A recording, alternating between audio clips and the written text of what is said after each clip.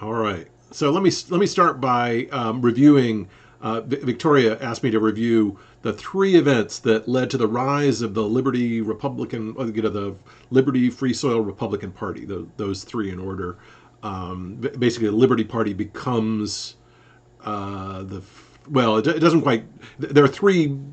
The Liberty Party more or less morphs into the Free Soil Party, which more or less morphs into the Republican Party. There's a little bit of division there. Some people in the Liberty Party, Liberty Party has a separate identity, but basically this anti-slavery party, first the Liberty Party, then the Free Soil Party, and then the Republican Party, seem to be the alternative to the Whigs. The Whigs have basically fallen apart by the 1840s and 1850s. And so the question is what's going to replace it? On the one hand, there's the American Party, which is also called the Know Nothing Party. Their critics call them the Know Nothing Party. And there's this Liberty Party, what's going to become the Republican Party. And there are three events that I say that I think are the most important for understanding why the Liberty Party and the Republican Party become the more powerful party. First is Bleeding Kansas, right? And that is basically warfare in Kansas over the over Kansas, and with two separate states. The sense that Stephen Douglas has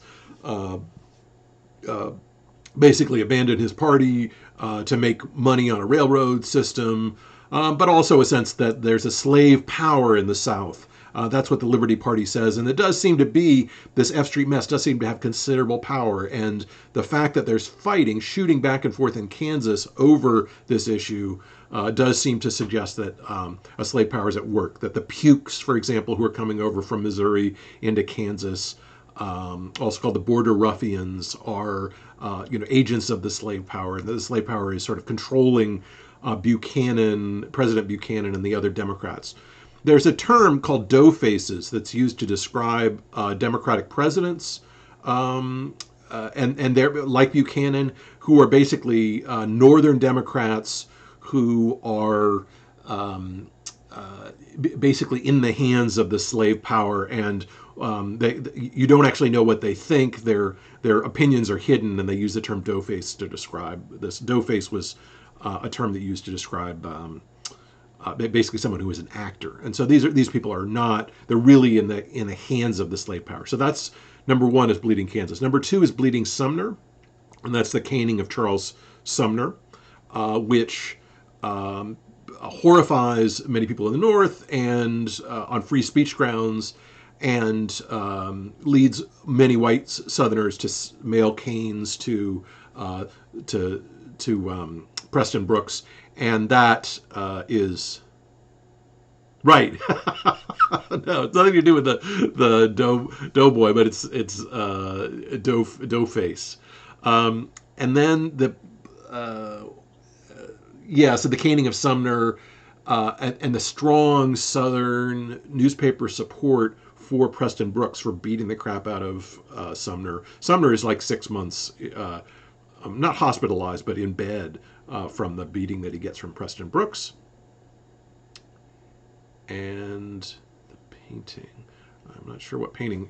And then the third thing is, the third thing is the Panic of 1857.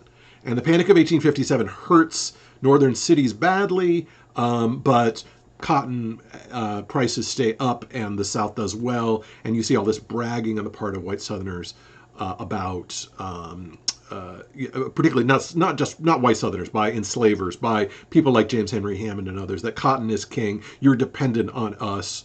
We're the only reason that you're doing well, and we don't really care about this Panic of 1857. So Southern Democrats sort of seeming not to care about the panic also drives many people into the Whig Party. So the American Party doesn't have an answer to any of these things. The American Party doesn't want to talk about a slave power. The American Party doesn't want to talk about the caning of Charles Sumner. The American Party doesn't really have an explanation for the Panic of 1857. What the Republican Party says is the Panic of 1857 is the result of the Democrats having too much power, too much authority, and that the economy is too dependent on cotton. Okay, yeah, lots of panics. Sorry. Okay, so that was last lecture. Today I want to talk about the Civil War and the difference that freedom made. And sorry, I'll close the door. And so this will be a sort of a breakneck discussion of the Civil War. But I want to talk about, first of all, Lincoln's fear of the Butternuts and the Copperheads and who they are. I want to talk about the sort of before and after emancipation, and sort of how the numbers change in part because of emancipation, but also how the military changes when emancipation takes place. Okay, so to start with, here is a closer look at the votes, right? Here's a closer look at the votes in for Douglas and others. And remember that the Democratic Party splits into the Northern and Southern Democratic parties. The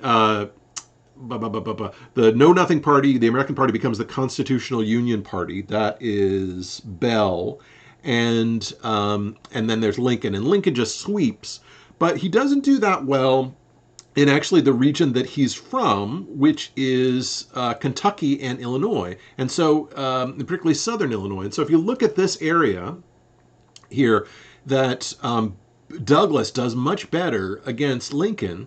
That's in this blue region down here. Can you guys see that blue region, which is basically just north of the Ohio River, and that's Illinois and Indiana, and that's called the Butternut or the Copperhead region.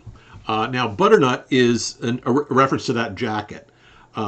When poor people who were from the South would get would make their own kind of cotton jackets or wool jackets, and they would they were homemade jackets that were dipped in a dye that was made out of butternut, which was a sort of the oak tree. You take butternut oaks, you grind up the the what are they, the seeds, and then you soak the jacket in this, and it looks that kind of light brown color is called butternut. And so these were called butternuts, or the people who were from this region. They were mostly people who were from the South, right? Who were from Virginia and Kentucky, who crossed over the Ohio River and lived in this area just north of the Ohio River. They were technically in Illinois and Indiana, but many of their families were in the South. And so they voted strongly for the Northern Democratic Party, for Douglas. They're also called Copperheads. Now, Copperheads are the people. Copperhead's a slightly different term. So butternuts is a sort of class description of basically poor white Southerners living in Illinois and Indiana. Copperhead is during the war, once Lincoln calls for troops, there are people in the North who strongly oppose this war, and they wear copper pennies from 1856 in their lapels. As a secret signal that they are willing to fight against the Union, okay? And they're called Copperheads, and so the Copperhead penny, if you look at it, it has the word Liberty on Liberty's. That's the Lady Liberty there, and on her head is Liberty, and so Liberty is the basically people who are unwilling to fight for the Union and defend the Confederacy. Sorry, who eventually became a Copperhead? So I don't think not Lincoln, right? But many. Douglas, right? Douglas was called a Copperhead, right? So people who were and Vallandigham in Ohio and others, there were congressmen who were called Copperhead congressmen, and they actually did support. They were kind of violently opposed to the calling up of troops. Because of the firing on Fort Sumter. And so Lincoln, who's from this region, really knows very well Southern Illinois and Indiana, knows these people, and is very much concerned that Kentucky, for example, might side with the Confederacy, and that Western Virginia will. Oh, I see. Right, because Lincoln ends up on the penny, right? Yeah, no, and I think that that's a very conscious decision to remake the penny with putting Lincoln's face on it, because previously the penny was associated with secession. And of course, Union people referred to the Copperhead snakes, right, and said, well, these are Copperheads, but they're Copperhead snakes. These are people who are snakes who are going to fight against the Union. Okay, so that's the Butterhead or Coppernet region. That's the region that Lincoln understands very well, and he's worried about them. He says when there's discussion about which side is going to, where Kentucky is going to say, he said, I would like to have God on my side, but I must have Kentucky. He's very concerned about the people in this region who might side with the Union because, as he sees it, if the war is fought over the Ohio River, if Kentucky is part of the Confederacy and the war is fought over the Ohio and the Mississippi rivers, it's going to be much harder to fight this conflict. If there are Union forces in Kentucky to start with and they can march through the South, the war becomes much easier as he sees it. Okay? Okay, so these are the internal divisions. This is the Copperhead region in southern Illinois and Indiana and southern Ohio. And this is the northern limits of the Cotton Belt, which stretches all the way down here into Georgia. And okay, and so the reason this matters, let me actually, before I get to the war itself, I want to talk about secession. So let's look at the core Confederacy. The core Confederacy are the places that initially secede as soon as Lincoln is elected, or basically right after Lincoln is elected. And that is Georgia, Alabama, Mississippi, Louisiana, and Texas. Florida is a territory, but it also secedes. What? No, it's Florida state. Anyways, these are the states that initially secede shortly after Lincoln is elected. At this point, on January 9th of 1861, Buchanan is still president. Confederates fire on the Star of the West, and President Buchanan ignores it. But it's basically this is the sort of beginnings of secession. South Carolina secedes in December of 1860, and the other states secede right after that in January of 1861. Basically, the event that causes them to secede is Lincoln's election. Does that make sense? Sorry, which states? These are the first. So first secession is South Carolina, and second secession is these 6 states from Texas to Florida. Those are the core. That's right. The core of the Confederacy is the first and second secession. So that's South Carolina, and then these states from Texas to Georgia, and then Florida. Okay, that's the core Confederacy. Lincoln is inaugurated in March of 1861. The Confederate forces fire on Union troops in Fort Sumter, right, saying that Union troops have to move out of Fort Sumter because South Carolina has seceded. Okay? And then in April 15th of 1861, Lincoln calls for state militias to fight the Confederacy.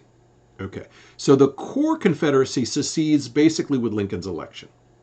The other states, Arkansas, Tennessee, North Carolina, and Virginia, as you see up here, fire after Fort Sumter or join after Fort Sumter.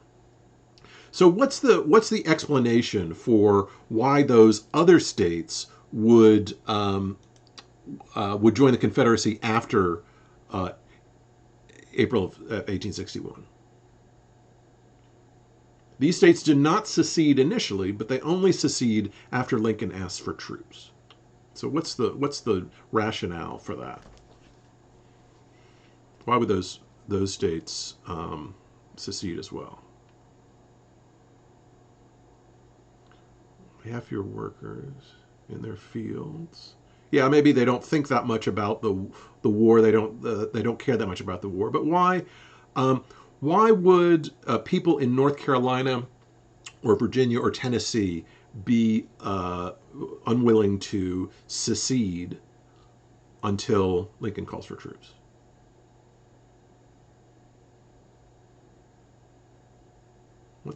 Why does it? Yeah, there's that. Okay, but why else?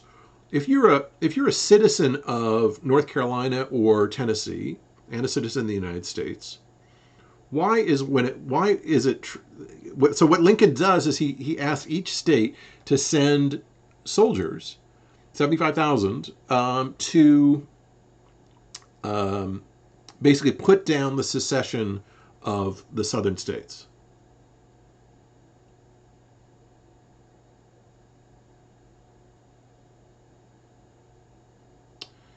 Yeah, maybe. So the other issue is that those people don't want to. It's one thing for the South to secede and whatever, be gone. Right, be gone between. So people in North Carolina are thinking, all right, Texas and Georgia and South Carolina and Alabama and Mississippi are going to secede. Whatever, fine. Um, Right. Those are the middle states that supported Texas. There are also people that are angry because Lincoln calls for troops to put down the secession in the South. Does that make sense? So it's one thing for those southern states to secede, and people in Virginia, North Carolina, and Tennessee and Arkansas, by and large, um, are actually not all that concerned about the southern states seceding. But once they're called to fight against the South, then they secede. Okay, so for those people, it's there's a large number of those people like constitutional unionists. Remember, that's where the constitutional unionists are. Very large, have very strong support for what color is the constitutional unionist? That's Breckinridge. No, that's not Breckinridge. It's not Douglas. It's Bell. Okay, so that orange color, right? And so that orange color are the constitutional unionists. There's various shades of yellow and orange. And those states in that area are people who are in the American Party. They are maybe former Whigs. They don't want secession, but they're also not willing to fight, be called up as troops to fight against the South. Okay, right. Excellent. And they're also worried about the southern states losing and becoming emancipated, resulting in their states becoming isolated on the issue of slavery. That's a good point, right? There's a lot of discussion in these states. What's going to happen to slavery if these southern states secede, and then Lincoln will become even more powerful, potentially, and might end slavery in the North as well? So let's look at the numbers, though, for the percentage of population that's enslaved. Are there giant blank spots because those states seceded? Let me see. Oh, no, these are the white ones here are free spot. I'm not sure which one you're. Oh, on the election map. Oh. Yeah. Oh, the blank spots are those. Yeah, those are territories, and they're not yet states. So California has become a state. But these other regions don't participate. So Oklahoma's not a state; it's a territory. Kansas and Nebraska are not states; they're territories, and so they're not election. Oh. Oh, right. Oh, right. Yeah, they don't vote in the 1860 election. Right. Because that's South Carolina. So South Carolina doesn't vote in the election because it is actually, huh? They do vote in the election. I guess there's no county vote. That's a really good question. I think that there's basically just no county votes in that period, and so they don't break it down. It says no vote, but they did vote in the 1860 election. That's a really good question. I'm not really sure why that is. I think it's because they must not have broken down the counties. And near Texas. Those are not yet territories. That's the area that's claimed by Texas from Mexico, which is disputed, and so this county here votes, but there aren't enough people in the counties yet for those places to vote. I think that's the issue. But yeah, there are a couple of other counties that don't have votes. It's possible also that this was done very recently, relatively recently. It's possibly that county data wasn't available for every state. Okay.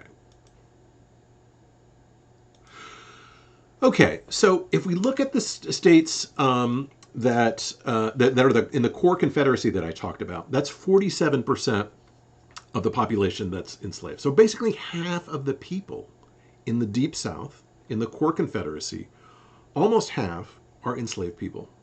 And so this means that these are, and that means that in many parts of these places, that these are majority enslaved regions. And so these are regions where the concern about, the end of slavery might be stronger, the fear perhaps of, what emancipation is going to mean is greater. The anxiety about the end of slavery is going to be more important, and also where the percentage of white people who own slaves is higher. Right, the percentage of white people that own slaves in Virginia, North Carolina, Tennessee is like 18 to 20%. The percentage of white families rather, that own other people is closer to 40% or something like. No, sorry, 60% of white families own other people in the Deep South, in the core Confederacy. Does that make sense? Okay. And then Kentucky, Maryland, and Missouri, which ultimately side with the Union, Maryland, Kentucky, and Missouri, have a tiny, relatively small percentage of the population that's enslaved people. That's 14%. Okay? And so ultimately, Lincoln gets what he wants, which is Missouri, Kentucky, and Maryland being part of the Union. So this conflict, the 30% was 30% of all in this is all of the South, are 30% of families, of white families in the entire South, own other people. It's more like 60% in the core Confederacy and more like 20% in the upper South. Does that make sense? So 60% of families own enslaved people in the lower South, 30% overall in the South own other people. Does that make sense? Okay. Okay. So once this is decided, once this is established, that what the North and what the South is going to be, who's going to be on what side, let's look at the statistics. Okay, the total population in the Union is 71% of the total U.S. population. So it's a much larger percentage of the population. What else is if you were going to predict who is going to do best in this war? What would we what's interesting or notable or important here?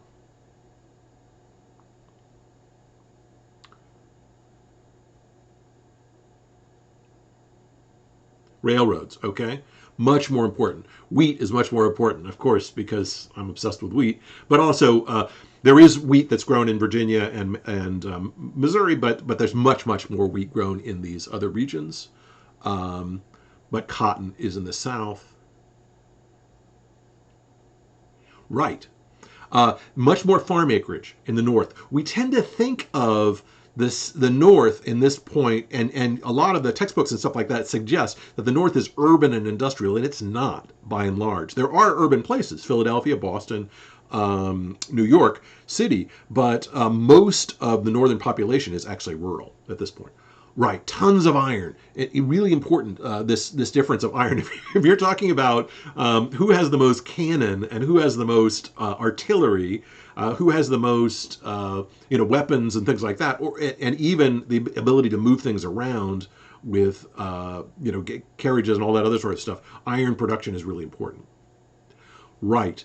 Well, it's not that it has that more to put in the military. It is forced to put that more in the military. And so basically 90% of the white male population over the age of 90% of the free male population is in the Confederacy. And that's in part because the numbers are so different, right? The free population in the Union is 20 million. The free population in the Confederacy is only 6 million. And so to make up for that difference, the Union doesn't have to take in everyone. It's a little bit confusing here. 44% of so less than half of white men over the age of 21 or 18 are fighting in the Union, but the Confederacy draws on 90%. Okay, and only 10% are not in military service. Now, the term military service is a little bit confusing because a lot of these people are in militia companies and they're not actually fighting. They're sort of sitting in forts in various places. But the Confederacy puts more people in the military, as Emily says. Okay, so what's interesting, though, here is the enslaved population of 4 million. The Confederacy believes that this enslaved population of 4 million will basically feed the rest of the population, right? Of 6 million so basically the goods that are the food that's going to feed the South is going to come from enslaved people, and that slavery is going to be perfectly fine, and that they're not going to need a large farm population or anything like that, and then they can take farmers and just sort of put them in the army. And that, I think, is where we start to see the difference that Freedom made. That 4 million is on the side of the Confederacy at first, particularly if Lincoln doesn't say that this is a war about slavery. It's a war about control of forts. It's a war about westward expansion. But Lincoln will not and the war is about slavery. The Confederacy secedes because of slavery, but Lincoln will not end slavery, and believes that is willing to have the war end with slavery still intact in the South at first. Given that, if that's true, if the war from the beginning to the end doesn't have slavery ending, then that 4 million people are producing food for the other population of free people. Does that make sense? Okay. All right. So this wouldn't be my class unless we were talking about finance. So we need to talk a little bit about Jay Cooke and this guy who looks like, this image of him is a little bit crazy. He looks like a little bit too much crystal meth or something. But Jay Cooke sells U.S. war bonds to private investors in Europe. He argues that regular American merchants... right. Crystal meth wasn't exempt. Awesome beard, right? That's a patriarchal beard, man. That is, what's the beard goals, right? That's some serious beard. He argues that regular American merchants will buy these bonds as well, and he markets what are called the 730 loans to other people. You need to fight a war. You need bonds, and these are the bonds that are issued. It does look haunted. This is you're supposed to stand still for these pictures. You have to be still for like 2 minutes for a picture of the 19th century, and I just can't. There's a haunted look about him. Yeah, that's okay. So that's Jay Cooke, and so Jay Cooke recognizes that just like the Mexican War, just like the American Revolution and others, you need to sell bonds to fight a war, right? He's a mess. So that's Jay Cooke, and he saw the battlefields of Union during those 2 minutes, right? So the Union, to fight this war, has to issue bonds. It needs loans, and these loans are gold-bearing loans, as you can see here, sponsored by Jay Cooke and sold abroad. The Confederacy also tries to sell loans to make loans to sell bonds, and the one loan that's issued is the Erlanger loan. The Confederacy issues based on future cotton. It doesn't do all that well, and not a lot of people buy it, and we'll talk about why that is in a minute. Okay, so the Confederacy does have a serious problem, though. In 1860, in the end of 1861, basically all the banks fold. Southern banks folded with secession, in part because the Confederate officers moved into each bank, took all the gold out, issued Confederate bonds in return, and basically they used that as their source of funds. So Southern banks are basically all of their gold is seized. Whether banks in the South, whether they support the Union or not, whether they support the Confederacy or not. The Union is forced to issue what's called the an American currency, and previously currency was either backed by silver or gold, depending on which country you're from. This currency is backed by nothing, right? The Union does not have enough gold in Fort Knox to pay for its certificates, and so it issues these things which are backed by nothing at all, but they're called greenbacks. This currency, and this is basically they create a series of national banks in 1862, and the national banks hold. Sorry. So these greenbacks that are issued are basically federal currency, and they're green on the back to basically prevent them from being counterfeited. The Union does. The Union pushes these greenbacks initially, and they are issued by national banks. And at first, they are. It says, as you can see in the back here. Let me bring this to the front. See if I can zoom it up.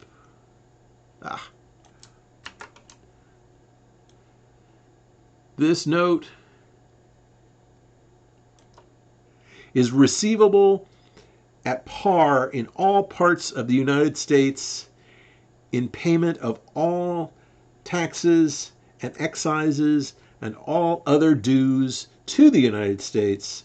And so basically it's what's called a fiat currency. It's a currency that basically the Union declares to be a real currency, even though you can't take this note and turn it in for silver and gold. And in the 19th century, that's basically what a legitimate banknote is a banknote that you can take in to any bank and return it for silver and gold.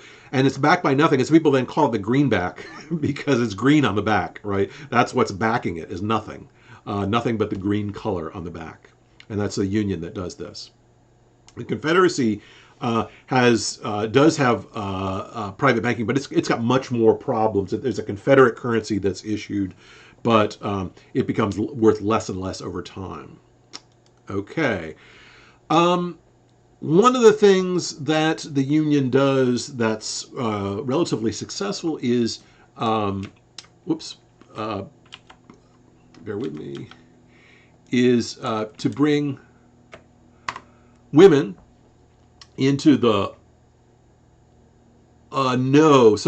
So the greenback issue is greenback is just it's actually a term of it's a term that's critical of the notes, but these are Union notes that are issued in Union states that have greenbacks on them that initially are not backed by anything. And American greenbacks, the U.S. doesn't go back onto the gold standard until 1873. So these notes, these greenback notes, are basically payable for taxes, but are otherwise, people would say if something was sold for $1, you'd say, I'll sell this to you for $1 in silver or gold, or other legitimate currency of banks, or I'll take $1.50 in greenbacks, right? And so there was a different price in the Union for the greenback currency. And the Union has to issue this greenback currency to pay soldiers with and things like that. So we basically have this greenback currency that's being issued during the war. Munitions workers are used by women. Yeah, it was a headache. And in some cases people didn't pay that much attention. But if all your wealth is in money, this is a big deal. And the value of the greenback would change depending on how the war was going. There's a massive use of women to create munitions and things like that in the North. There are factories that are built in Atlanta and elsewhere by the Confederacy, but there's a sort of a kind of state control. What they do in the Union, by and large, is private companies that create the goods that are going to be consumed by the Union Army. Okay, the railroads are really important in basically allowing the rapid movement of food and munitions and other goods from one battle to another. Many of these battles that are fought between the Union and Confederacy are fought at crossroads that are vital. So Manassas and these other places where we think of as the important battles are often at railroad crossroads. And the fact that the Union has more roads is really important in terms of understanding the ability to feed troops, the ability to supply troops, the ability to bring troops from one place to the other. All right, so now the difference of freedom made. Basically, freedom of enslaved people becomes an issue almost as soon as the war starts. As soon as the Union moves into Hampton Roads, into what becomes what's Yorktown, Virginia, and Union troops land in eastern Virginia in 1861. General Benjamin Butler is at the head of those forces, and he comes up with this interesting term called contraband of war. And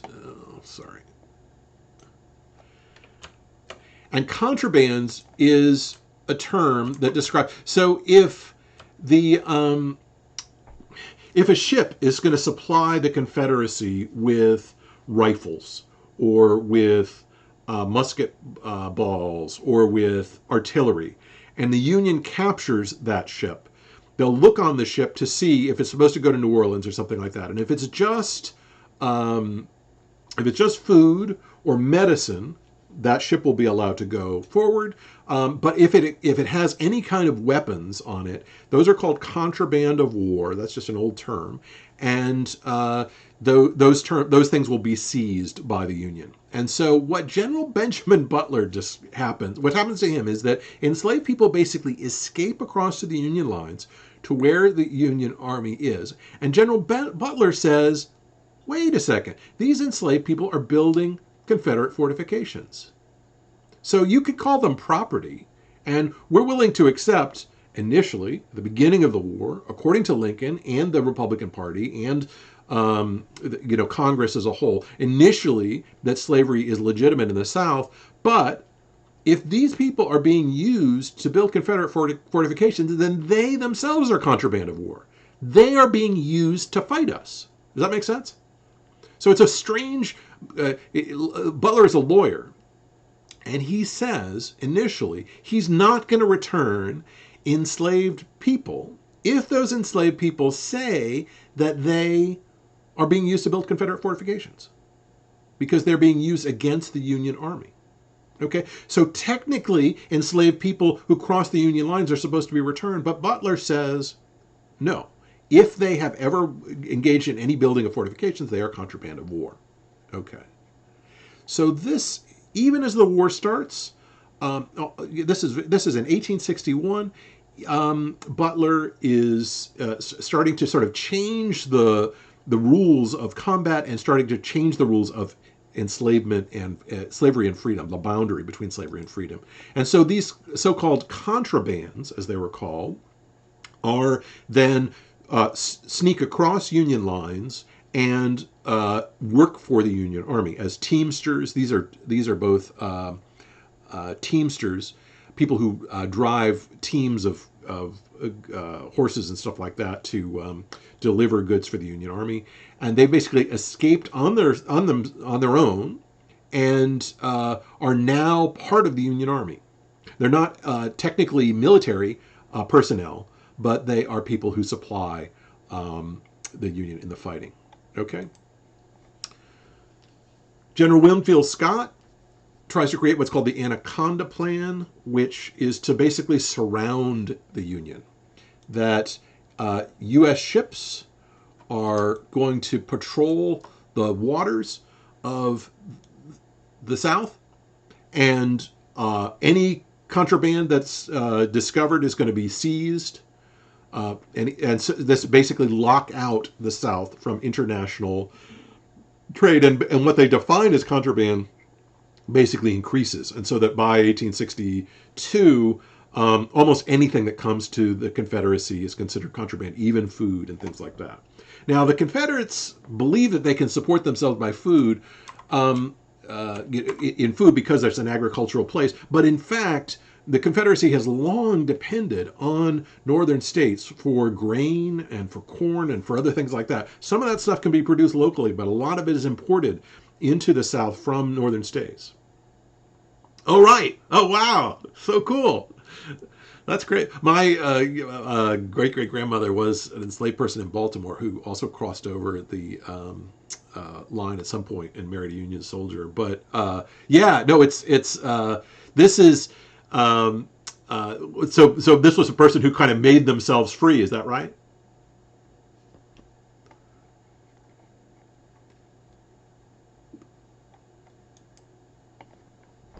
Okay. Great great great grandfather. Wow. Uh, I'm old. Okay, so let's take a look at the emancipation timeline here. Oh, Union officer. Oh, I see. Oh, I see. So, cool. Oh, wow. All right. Okay, so let's look at the emancipation timeline because we tend to think of Lincoln as freeing the slaves, but that's not really true, and it doesn't really happen in 1863, in January of 1863. We often say that Lincoln ends slavery in January of 1863 with the Emancipation Proclamation, but it's actually Congress that does a lot of this work.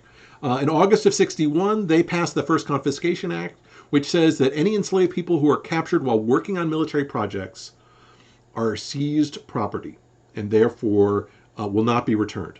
Okay, so that sort of starts to end slavery there. And then in July of 62 is a second confiscation when all enslaved people owned by individuals who sided with the Confederacy are now forever free.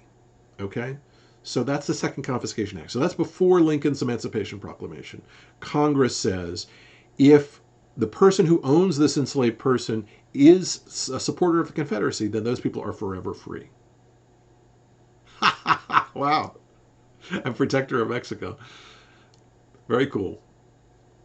Uh, in July of 1862, so that's July of 1862. In September of 1862, Lincoln announces that enslaved people in states still under rebellion will be declared free. And in January of 1863, Lincoln ends slavery in seceding states.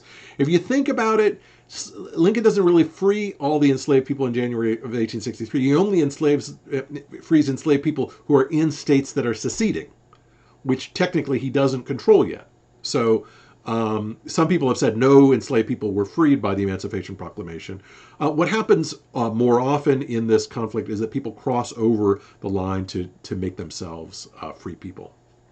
All right, I very want to. This wouldn't be a U.S. to 1877 class or 1865 class unless I talked about a battle or two. So let me very briefly give you a battle, just to give you a sense of before freedom and after freedom. So initially, General McClellan moves up the peninsula in Virginia. He has three corps. He arrives and discovers that. Bear with me here for a second.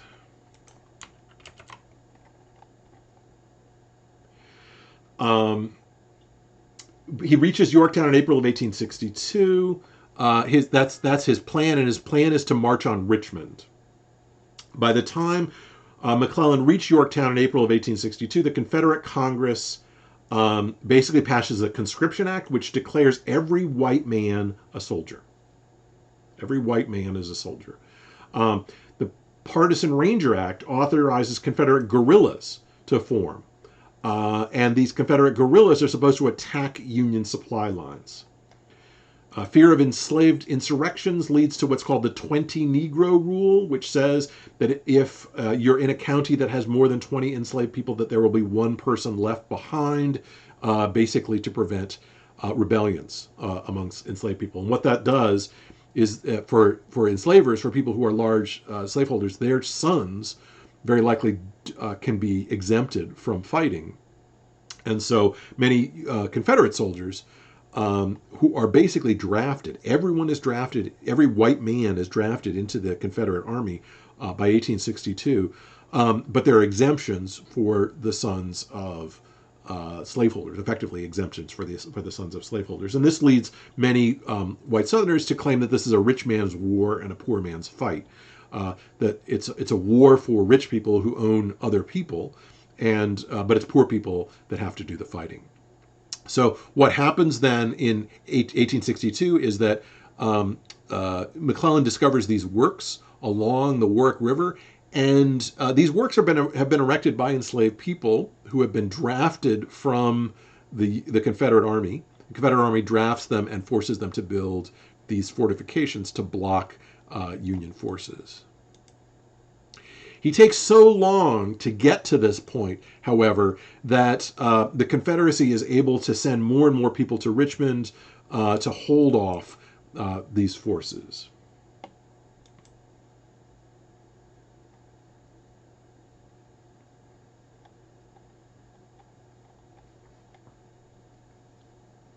General McClellan tries to tread lightly on Southern institutions. He tries to get support among the civilian population, especially white families, by returning enslaved people who are crossed into his lines. So Benjamin Butler in Yorktown, all the way down on the coast, it will hold people, but McClellan returns enslaved people himself. McClellan moves very, very slowly up to an area outside of Richmond. And bear with me here for a second. I thought I had. Okay.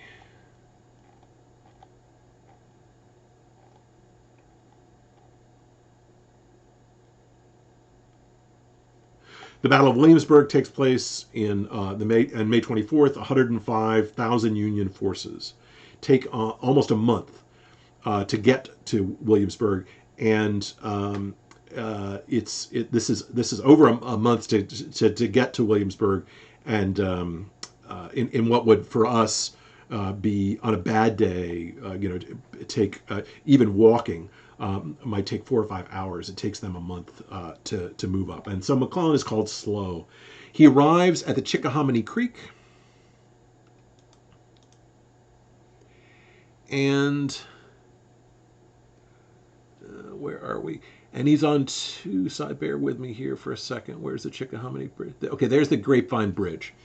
Okay, so the Grapevine Bridge is erected over the Chickahominy Creek, and we have Union forces arrayed here, three divisions, and then 3 divisions on the other side. There's a bridge that's erected across them, and what the Confederacy does is they surround the Stuart. Jeb Stuart travels all the way around these lines, discovers that there's a hole here, and he also discovers that the Union forces are split across the Chickahominy River. And so as a result, the Union forces are attacked separately. First on one side and then on the other side of this bridge. Union forces are forced to retreat, ultimately. Tremendous casualties on both sides. And McClellan loses this conflict and has to retreat and burns his supply lines as he retreats back across the York River. And so this might have been, in 1862, this might have been the war, the battle that ended the Civil War. But in fact, the Confederacy wins. It's at this point that Lee then comes to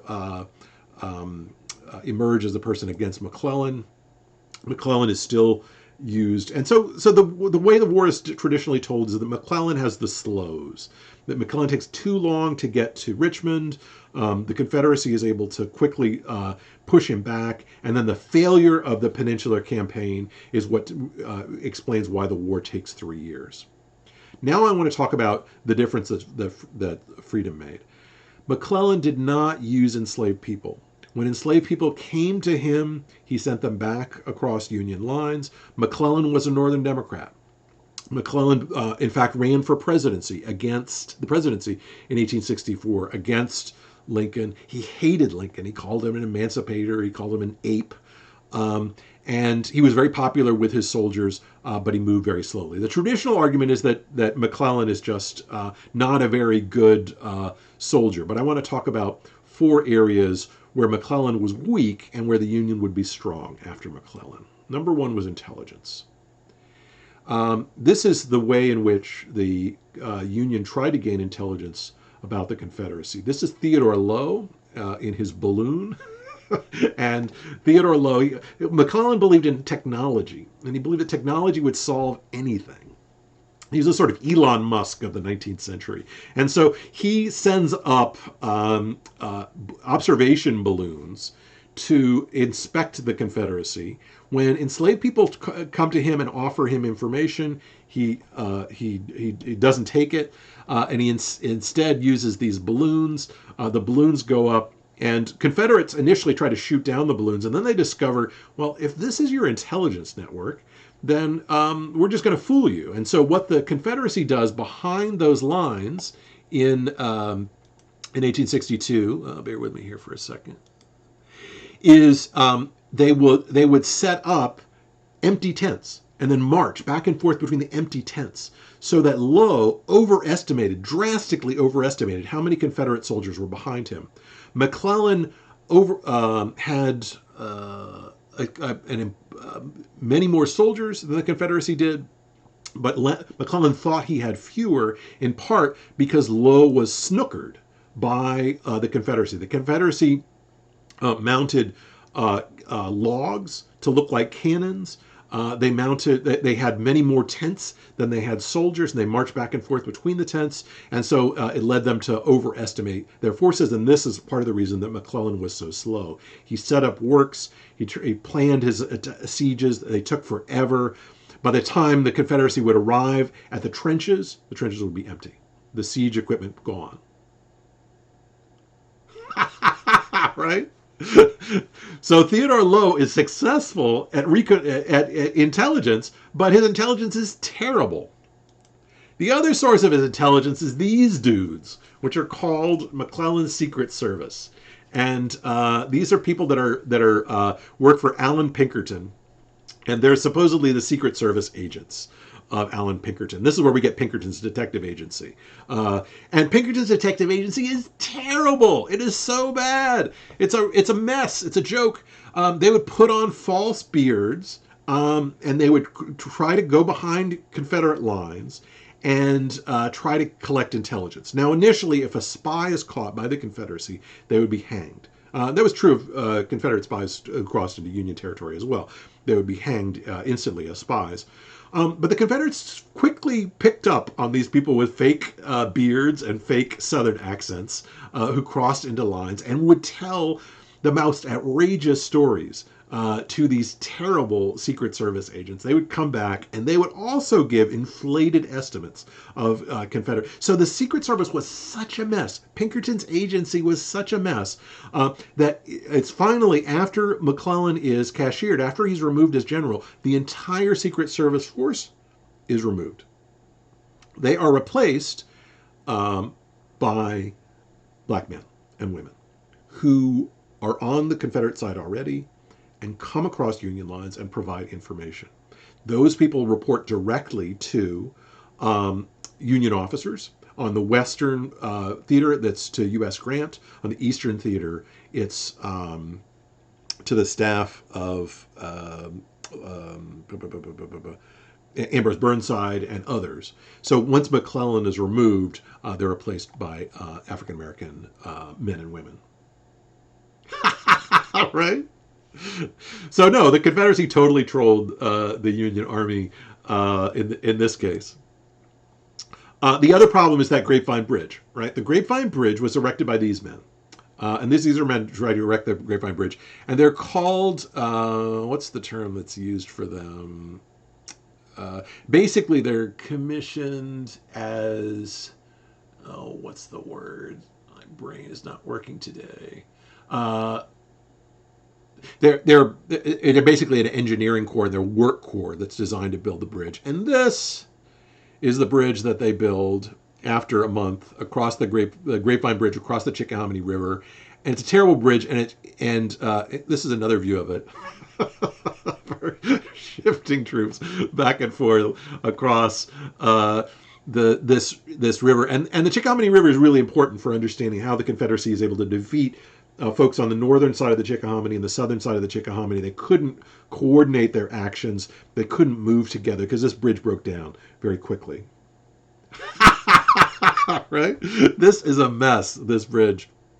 And that's what it's ultimately the forces here that are split across the Chickahominy River that allow the Confederate forces to basically attack here, in May on the south side, and then here on Cold Harbor, the north side in June, and basically forced the Union Army, to retreat all the way back to Malvern Hill and then across.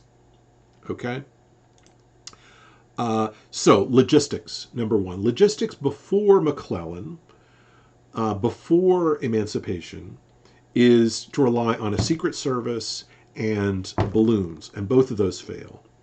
After emancipation, what the Union does is rely on enslaved people, and enslaved people provide much better intelligence. And this proves crucial for a whole bunch of battles in the latter part of the conflict. The Union Army has much more sophisticated intelligence, relying on enslaved people who are passing back and forth as spies, unknown to Confederate soldiers. So number one is intelligence, and the intelligence is much better by 63 and 64 of the Union. Second, though, logistics. The U.S. Military Railroad starts to once the first Confiscation Act and the second Confiscation Act are passed, starts to basically hire large numbers of black men to work on the U.S. military railroads. And the U.S. military railroads are a kind of wonder.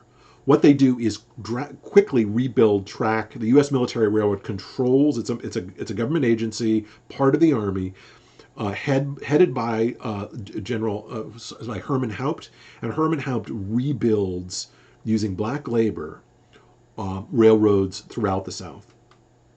And this is a line from Lincoln. That man Haupt has built a bridge 400 feet long and 100 feet high across the Potomac Creek, on which loaded trains are passing every hour. And upon my word, gentlemen, there is nothing in it but corn stalks and bean poles. And this thing that was built in basically 2 days is, as you can see, so much better than the Grapevine Bridge, because it relies on basically engineers, but also black men who have been building bridges, right, their entire lives, not relying on soldiers who are mostly farmers who don't know anything about building a bridge. They rely on a sort of combination of engineers and workers who are familiar with the territory, familiar with the terrain. It's formerly enslaved men who also build and maintain the Union's pontoon bridges. And this is a pontoon bridge in May of 64. Right, exactly. So, so the Union says, all right, these are let me go back up here to these numbers. That's a great way of putting it. It looks at those 4 million people who are enslaved and says, you're depending on them for food. But with a Confiscation Act, even before we've declared emancipation for everyone, we can claim those people as our own people, as our own workers. And that's exactly what happens, is that not the entire 4 million, not half of the 4 million, not a third of the 4 million, but a substantial proportion of that 4 million people crosses over into Union lines and then works for the Union. Now, some of those people are in fact drafted. They aren't volunteers. Many of them end up in what are called contraband camps, which are camps that provide food to enslaved people who have kind of crossed into Union lines, but that food is paid for by the labor of all the adult men in the contraband camps. So basically black men are drafted by the Union Army in these contraband camps, not always to fight, or not initially to fight, but initially as first as intelligence, and secondly as construction corps in places like the military railroad. So before they even become soldiers, they become workers that are building railroads, building pontoon bridges, and supporting the infrastructure that supports the Union Army. Number 3 is, what did I say? Let me go back up here. But yeah, no, that's great. It's basically claiming pieces on the other side, right? These pieces are pawns. The Confederacy believes that enslaved people are their pawns. The Union Army basically takes them over. Right. So intelligence, logistics. Third is morale.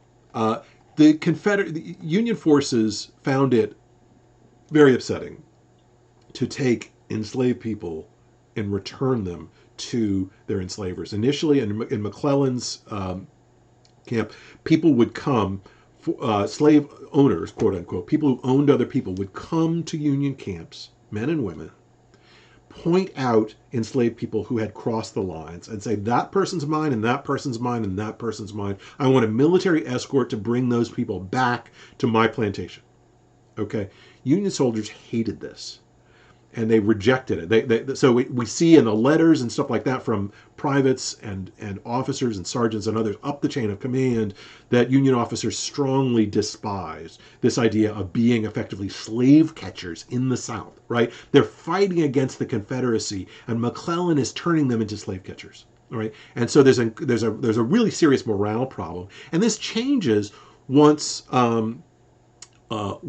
both we see African American men recruited into the Union Army, and a sense on the part of Union officers and soldiers that they're fighting for a war about slavery. It's one thing to fight a war against secession and for the unity of the United States. It's another thing to fight a war about slavery, and so morale improves in part through the use of black soldiers, who many white soldiers initially object to the fact that they're fighting a war over slavery in which black men are not fighting. When black men are fighting in this conflict, they they believe that it's a more equal, they're more committed to anti-slavery. And so what we see among Union soldiers is people who initially had been quite racist, didn't care about slavery, becoming anti-slavery and abolitionists by the very fact of fighting against slaveholders in the South. The fourth thing that changes is reputation of the United States, and that goes back to Jay Cooke and his bonds. What the Union does is sneaky. So William Seward is Secretary of State. And William Seward has people like this guy down here, Charles Francis Adams. The name is familiar, right? He's a descendant of John Adams and John Quincy Adams. He becomes the diplomatic representative to the United States in Great Britain. He's hobnobbing with the king and with the Queen Victoria and with all the people in cabinet and stuff like that. Seward goes one better, and Seward does something very different. He uses basically unofficial representatives throughout Europe. People like this guy, Thurlow Weed, who is a newspaper editor, and this person, John Bigelow, who is also a newspaper editor, and sends them to Europe to basically propagandize about the war. And it's much more easy for them to make propaganda about the support of the war once the war is about slavery. And so Adams writes much in a nasty note later, complaining about the war. This is what he says, and it's very telling. He says, Seward did not propose to depend altogether on the traditional accredited representatives of the country, that's people like him. He planned, on the contrary, to have his own private bureau of intelligence and system of mannequin wires. Mannequin wires is like the wires that you use to control a mannequin. Accordingly, with a view to influencing, as he so considered, European public opinion. While at the same time informing himself, he, first and last, sent to Europe what amounted almost to a mob of special agents and representatives, more or less accredited, whose province it was to keep him personally advised, much in the fashion of a newspaper press agency. You can see Adams spitting here, because basically he's using these unofficial representatives to buy newspapers, support, and to... no, I don't think so. I don't think so. Bigelow is one of those people you never read about in the Civil War. My colleague Carol Sheriff and I were fascinated by this guy. We had talked about doing a book about him, but John Bigelow is, initially it's secession. Initially the issue is secession, that the South secedes because of the core South secedes because Lincoln is elected, right? And then Virginia, Tennessee, Arkansas, and the Upper South secede once Lincoln calls for troops. So that's initially what the war is about. But the Confederacy says the war is about slavery. The Confederacy says this is an anti-slavery president who is a threat to slavery. But the Union says initially that this is just a war about protecting the Union, right? It's not a war about slavery. So the Confederacy says it's a war about slavery. The Union says it's just a war about protecting the Union. Eventually, though, it becomes clear that this is going to be a war about slavery. Lincoln and Congress, largely through the actions of enslaved people, pushes the Union to sort of do better and make this a war about slavery. Does that make sense? Okay, so then and here is where the 1841 comes into play, because Jefferson Davis, who becomes president of the Confederacy in Mississippi, John Bigelow finds a letter where Jefferson Davis supports Mississippi's repudiation of its debt. Okay? So Mississippi didn't pay its debt. People are still angry about this in Europe and Britain. As you can imagine, right? They buy these bonds sometimes for kids or for daughters or things like that as a kind of form of making payments for them, and then this is worth nothing, right? Absolutely nothing. And Mississippi says, Governor McNutt, says it's owned by Jews, we're not going to pay this debt and stuff like that. Bigelow finds a letter that Jefferson Davis wrote repudiating this debt. And he says that basically Jefferson Davis is going to do the same thing if the Confederacy wins. If the Confederacy wins, they're not going to pay those debts back. So you should not trust a president of a Confederacy, quote unquote, that's led by a repudiator. He gets Robert Walker, the former Treasury Secretary, remember the person who came up with the Walker Tariff, to write this pamphlet that says that Jefferson Davis is repudiator in chief. He cannot be trusted to play your bonds. It's not that he's a slave owner, it's that he doesn't pay his debts, okay? But the other thing that Bigelow does, and this is crucial, is he takes the Homestead Act, which is passed in 1862, which gives free land in the West, and he publishes this and prints it in Ireland, right? In broadsides across Ireland, that there will be free land in the West for every citizen. And he says all you have to do to get this land is to declare yourself a citizen of the United States. To come over to the United States during the war, declare yourself a citizen, and that free land is yours. Okay, this is in Ireland where no one who's Catholic is allowed to own land initially in the 1830s and 1840s. You have to be a Protestant to own land. Irish Catholics have been wanting this land for many years. There are also Irish Protestants who also have no access to this land because it's only owned by landowners. So what we see is a massive Irish migration to the Union during the war, and those people become soldiers. The thing that Bigelow doesn't mention is that once you become to become a citizen, when you arrive in New York, you have to basically register in the Union Army, and then if you survive, then you can get this free land in the West. In any event, what Bigelow does is proselytize about the Union. The other thing that he does is point out that this is a war about slavery, and once it becomes clear that it's a war about slavery, Europeans buy these United States bonds. And it's bonds, really, that's crucial to understanding why it is that the Union can borrow $200 million, right, which is quite a lot of money in the 1860s, from Europe with bonds when the Confederacy can't. And why?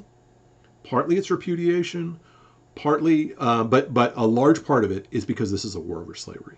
And many people in Europe are willing to support a Union president, Abraham Lincoln, who swears to uphold and defend the debt that's acquired, compared to a Confederate that won't, and also believe that the money that they're investing by buying these bonds, is basically supporting an end to slavery in the United States. So, to conclude, what's the difference that freedom made? The difference is, even before black men become soldiers, this becomes a war over slavery.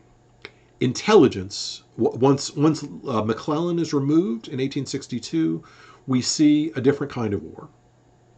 A war in which intelligence relies on African American men and women who provide, at the risk of their lives, information about what's going on in the Confederacy, including troop dispositions and where troops actually are at a particular time.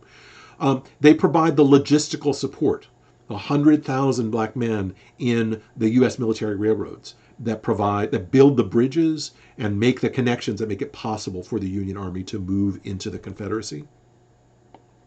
Intelligence, logistics. Morale is the third thing, and morale greatly improves in the Union Army when this becomes a war over slavery, and when Union troops, black Union troops, the so-called USCT, U.S. colored troops, fight and die on behalf of the end of slavery in the Union. When it becomes a war that's very decidedly about slavery on the Union side. Those 4 million people that had been assets for the Confederacy become a problem in the Confederacy, and they become assets for the Union. And finally, in terms of selling bonds, the Union is able to greatly outstrip the Confederacy in terms of access to European credit, which makes it possible to supply and fund the Union Army. And so that's the difference that freedom made. Sorry, that's a lot. Questions?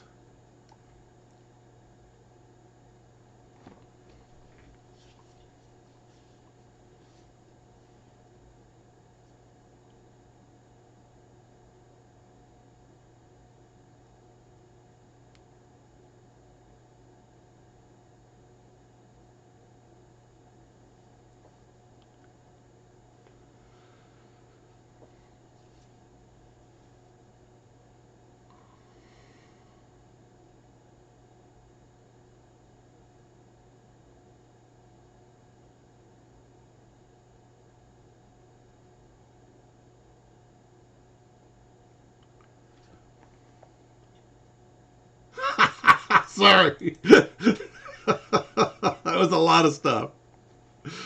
Luckily, there's a recording of it, so sorry. I powered through that, man. I was running behind in terms of time. I need to tell you about John Henry. I need to tell you about Reconstruction.